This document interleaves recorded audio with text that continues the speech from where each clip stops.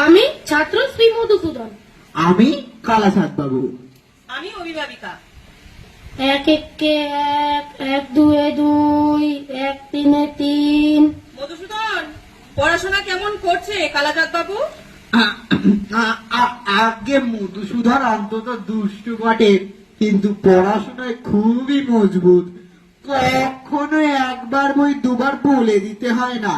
যেটি একবার আমি পড়িয়ে দিয়েছি সেটি কখনো ভোলে না। বটে।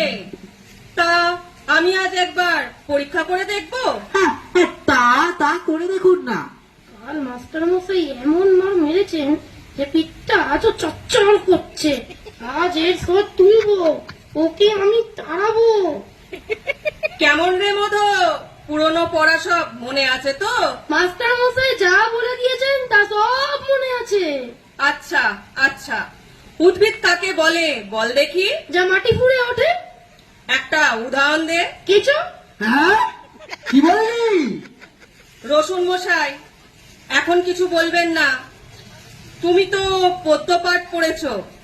মধু, কাননে কি ফোটে বলো দেখি? কাটা। মাস্টার মশাই মারেন কেন? আমি কি মিথ্যে কথা বলছি? আচ্ছা আচ্ছা, সিরাজদৌল্লা কে কেটেছে ইতিহাসে কি বলে?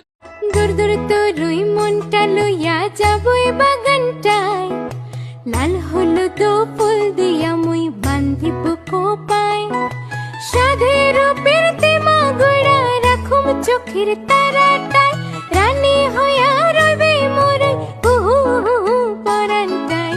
ছলক ছলক ময়না ছলক ছলক চলে রে